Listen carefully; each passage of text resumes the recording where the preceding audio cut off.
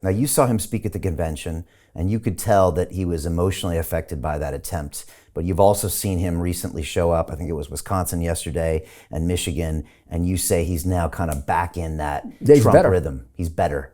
But you felt the emotion there at the convention. He went and kissed, when he kissed the helmet of Corey, the man that died. Oh, that was beautiful. That was a beautiful moment, but he seemed much more emotional than normal. Yeah, but he would have to be. He would, thank God he was. He wouldn't be human if all of a sudden he almost got killed and he comes out like a cold. We got a problem. I mean, I told you, I went through an experience similar to that on September 11. It wasn't until that night that I realized how close to death we came. The governor thought we were gone, missing. He had drawn up a document to take over the city on the theory that I was dead. Wow. When I first called him, he said to me, "Thank God you're alive." I didn't even know what he meant because we were so busy trying to get out of the building, we didn't realize how long we were in there. Because you went into a building that later I was came into down. a building, the building got hit, it got covered by a lot of stuff, but it didn't come down. Parts of it got ruined, but it didn't come down. Next to the World Trade Center. Right. Now, when I look at the building coming down, and when I went over it with my police commissioner and fire commissioner, if the building had fallen just a little bit this way, we'd be gone. People on the left and the right were hit. We weren't, thank God. God saved us. And you do get, I remember the first time I realized it. It took me 2 or 3 days to sort of absorb it. Also made me, since then, much more spiritual. I mean, I pray a lot more than I ever did before. I mean, I made a deal. When I first realized it, second or third night, I took a little time off and I went over to the river to be by myself. And I made a deal with God. I said, look, this is way beyond me. I'm making decisions. And I told my staff that too. What was the deal? We just got to do the best we can. That was the deal. And I said, the deal is I'm going to do everything I can to make the right decisions. No ego, nothing involved. But you got to make it right. Because this is beyond us. This is what happened to us is completely beyond us. That airplanes attack our city and kill innocent people who are just sitting there doing nothing, and we don't know if we're going to get hit. At that, the first week or 2, 3 weeks, 4 weeks, we didn't know if we'd be hit. Wouldn't People be hit forget. again. There were the anthrax scares. There were bomb scares every day. Anthrax was 1 month, exactly 1 month later. Later, right. So you think, oh my goodness, these people are sort of into this like symbolic stuff. Exactly 1 month later, anthrax, it must be them. And then we had a plane crash. And the second month, we had a plane that crashed over Rockaway. And actually, President Bush closed the airports for half a day. Because immediately you think, exactly 2 months after, and an airplane goes down. And of course, that one turned out to be clearly an accident. Right. Anthrax, we never found out what anthrax was. So I've never known, one way or the other. And I've learned, after representing Donald Trump and being involved in this, and being the last guy that was a conspiracy theorist, I've learned not to be a conspiracy theorist, but never to reject it either. I say, the way I look at it is the way I used to investigate crimes. You set up hypotheticals. And sometimes your best hypothetical is, like, for example, a murder. I'll set up a hypothetical where the person with the biggest motive is the number one suspect. So I begin thinking, let me prove or disprove that this person did it. Now, a lot of times it isn't. But you got to start off with a hypothesis. So I've forgotten who testified to this originally. Was it Ray who testified to it originally?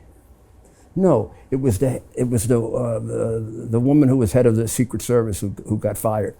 They asked her many, many questions. She didn't know the answer. We haven't completed the investigation yet. We haven't completed the investigation yet. How many bullet casings? We haven't completed the investigation yet. How long did you know? We haven't completed the investigation yet.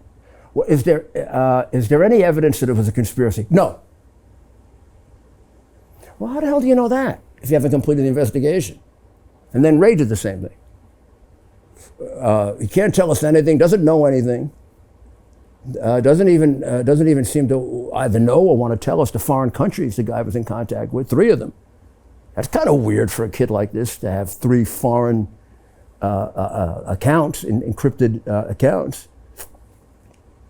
But he knows it's not a conspiracy. So then I start thinking, maybe it is a conspiracy. I am sure not going to reject it until it's disproven. And if we don't do that, we're going to have a Kennedy situation here times 10. Because so many more things were done wrong here. I mean, when you look at the Kennedy thing, it was a different era. Of course, the car shouldn't be open. But he'd have been the first president that didn't drive that way ever. We learned that from Roosevelt used to drive around that way. He drove around, Nixon drove around that way. Even Eisenhower drove around that way. So you can say that it was a mistake. And the Secret Service, I'm pretty sure even back then, would tell the president, you shouldn't do it, and the president. So I'm trying to think of what were the mistakes that were done with Kennedy. I mean, the guy was, to pick out that particular building would have been pretty hard. It was a lot harder to pick out that building than the building we're talking about here. The guy was driving through Dallas, he must have gone past 50 buildings. You can't secure every one. You can't search every one. Here you had one building. Yeah.